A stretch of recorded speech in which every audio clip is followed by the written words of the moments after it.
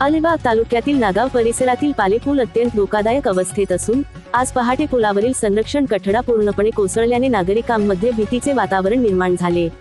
मागील 2 वर्षांपासून सार्वजनिक बांधकाम विभागाकडे वारंवार पाठपुरावा करूनही केवळ तात्पुरती डागडुजी करण्यात आल्याचा आरोप नागाव ग्रामपंचायतीने केला असल्याने प्रशासनाच्या निष्काळजीपणावर तीव्र संताप व्यक्त होत आहे।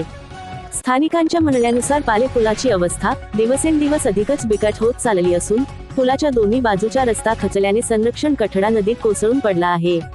पुलाखालचे खांबही कमकुवत झाले असून गंजलेल्या लोखंडी सळ्या उघड्या पडलेल्या दिसत आहेत। अशा धोकादायक स्थितीतही पुलावरून अवजड वाहतूक सुरू असल्याने मोठ्या दुर्घटनेची शक्यता नाकारता येत नाही। नागाव ग्रामपंचायतीने मागील 2 वर्षांत सार्वजनिक बांधकाम विभाग तसेच संबंधित अधिकारी आणि लोकप्रतिनिधींना अनेक वेळा लेखी निवेदने देऊन पुलाच्या दुरावस्थेकडे लक्ष वेधण्याचा प्रयत्न केला, परंतु प्रत्येक वेळी तात्पुरती दुरुस्ती करून नवीन पूल उभारण्याची आश्वासने देण्यात आली। प्रत्यक्षात मात्र कायमस्वरूपी कोणतीही उपाययोजना करण्यात आलेली नाही।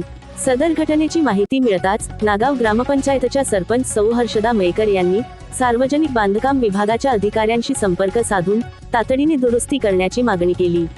यावेळी त्यांनी प्रशासनावर तीव्र नाराजी व्यक्त केली असून तात्पुरते उपाय नकोत तर नवीन पुलाच्या कामाचे स्पष्ट वेळापत्रक द्यावे अशी मागणी यावेळी करण्यात आली। तसेच नवीन पूल पूर्ण होईपर्यंत या मार्गावरील अवजड वाहतूक तात्काळ बंद करण्यात यावी आणि मागील 2 वर्षांपासून या कामांकडे दुर्लक्ष करणाऱ्या संबंधित अधिकाऱ्यांवर कारवाई करण्यात यावी अशी मागणीही केली। नागरिकांकडून करण्यात आलेल्या मागण्या पूर्ण करण्यास प्रशासन असमर्थ असल्यास नागाव ग्रामपंचायत नागरिकांसह तीव्र आंदोलन छेडेल असा इशाराही त्यांनी दिला आहे। शिवाय पालेपुलाची सध्याची अवस्था पाहता मोठी दुर्घटना घडण्यापूर्वी प्रशासनाने तातडीने कायमस्वरूपी उपाययोजना कराव्यात अशी मागणी परिसरातील नागरिकांकडून करण्यात येत असल्याने आता प्रशासन याकडे किती गांभीर्याने पाहते याकडे सर्वांचे लक्ष लागले आहे। नमस्कार, मी हर्षदा निखिल मेकर, सरपंच ग्रामपंचायत नागाव। माझी प्रशासनाला एवढीच विनंती आहे किंवा मला त्यांना एक प्रश्न विचारायचा आहे की आज पाले पुलाची जी संरक्षण भिंत होती ती कोसळली। मागील 2 वर्षापासून आम्ही सांगतोय की आम्ही वारंवार पत्रव्यवहार केलेला आहे, पंचायतीमार्फत प्रत्यक्ष भेटून स्थळ पाहणी करून सगळं करून झालंय, तरी पण तिथे कुठलीही दखल घेतली गेलेली नाही। मागच्या 6 महिन्यापासून तिथे काहीतरी काम सुरू आहे डागडुजीच्या नावाखाली, परंतु एवढं 6 महिने काम करून पण आज पुन्हा जी संरक्षण कठडा आहे तो कोसळलाच। बेली पूल कमकुवत आहे असं सांगितल्याने एसटी बस बंद आहे। आज आक्षी नागाव मधल्या विद्यार्थ्यांचे अतोनात हाल होत आहेत, प्रवाशांचे अतोनात हाल होत आहेत। संपूर्ण ट्रॅफिक, सगळी जड वाहतूक ही पूर्णपणे पालेपुलावरनं वळवण्यात आलेली आहे आणि अशा परिस्थितीत आता पालेपुलाची जी अवस्था आहे, ज्याचं आज तिथली संरक्षण भिंत कोसळली आहे, तर उद्या पूल पडला किंवा काही दुर्घटना घडली तर त्याला जबाबदार कोण? मला प्रशासनाला हा प्रश्न विचारायचा आहे की नुकतीच घडलेली सोलापूर जिल्ह्यातली तांदूळवाडी येथील दुर्घटना,